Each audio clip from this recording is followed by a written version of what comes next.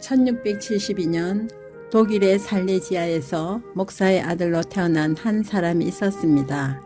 그는 이미 중고등학교 시절부터 아버지를 대신해 설교를 하곤 했습니다.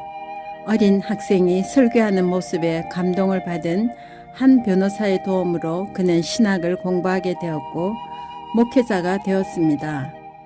그 당시는 전쟁과 기근 그리고 질병과 가난 등으로 수많은 사람들이 고통스럽게 살던 시기였습니다.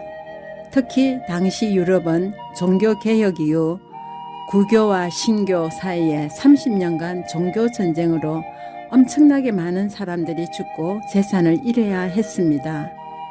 그런 시대에 개신교의 목사가 되어 목회를 한다는 것은 굉장히 힘든 일이었습니다. 더군다나 30년 전쟁의 싸움터가 되었던 독일은 이루 말할 수 없는 폐허가 되고 말았습니다. 당시 독일 지역은 인구 1600만 명 가운데 1000만 명이 전쟁과 기근과 질병으로 인해 목숨을 잃을 정도였으니 그 고통이 얼마나 컸을지 가히 짐작할 수 있습니다. 전쟁 이후에도 엄청난 세력을 가지고 있던 로마 천주교의 영향으로 수많은 사람들이 천주교로 돌아갔고 천주교에서는 개신교의 교회당 건물조차도 허락하지 않았습니다. 그가 목회하던 교회 역시 통나무로 만든 움막에 흙벽으로 지어진 건물뿐이었고 그 안에 아무것도 없었습니다. 가톨릭 교회 신부의 성낙이 없이는 환자를 방문하는 일도 할 수 없었고 장례식조차 치를 수가 없었습니다. 그러나 이런 어려움 속에서도 그는 36개 마을에 퍼져 있는 성도들을 돌보는 일에 열심을 다했습니다.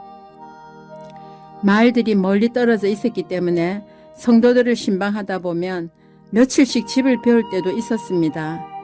그러던 중 1704년 어느 날 신방을 마치고 집으로 돌아온 그는 자신의 집이 화재로 모두 불타버리고 자욱한 연기만 내뿜고 있는 것을 보게 됩니다.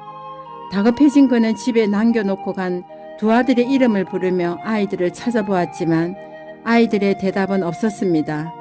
두 아들은 이미 잿더미 속에서 서로 꼭 껴안은 채 불에 타 죽고 말았기 때문입니다. 너무나도 어처구니 없는 상황에 접한 그는 두 아들 앞에 무릎을 꿇고 앉아서 하나님께 울부짖었습니다. 그렇게 한참을 눈물로 울부짖다가 예수님께서 겟세마네 동산에서 하신 기도가 생각났습니다. 그리고는 조용히 기도하기 시작했습니다. 그 기도를 시로 옮겨 놓은 것이 바로 찬송가 549장 내 주여 뜻대로 행하시옵소서입니다. 내 주여 뜻대로 행하시옵소서 온몸과 영혼을 다 주께 드리니 이 세상 고락간 주 인도하시고 날 주관하셔서 뜻대로 하소서. 내 주여 뜻대로 행하시옵소서. 큰 근심 중에도 낙심케 마소서. 주님도 때로는 울기도 하셨네.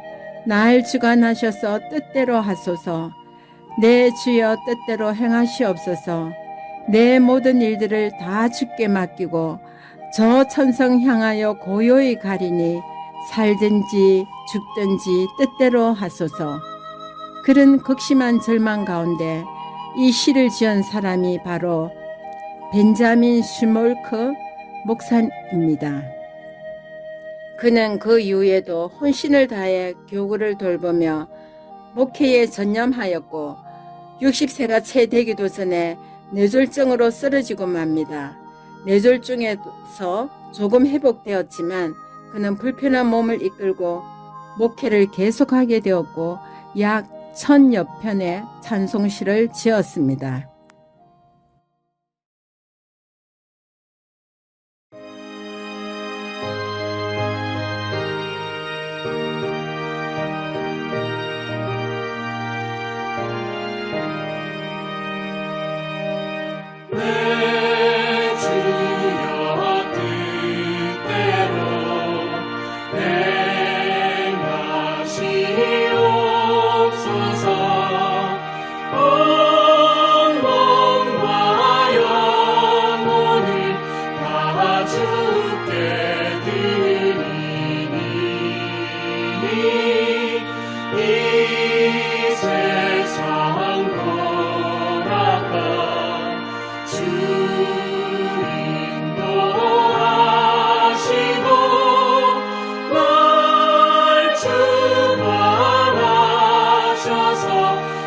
뜻대로 하소서. 내 주여 뜻대로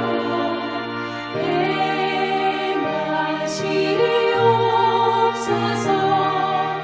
큰 근심 중에도 낙심케 마소서. 주님도 때로는 울기도 하셨네.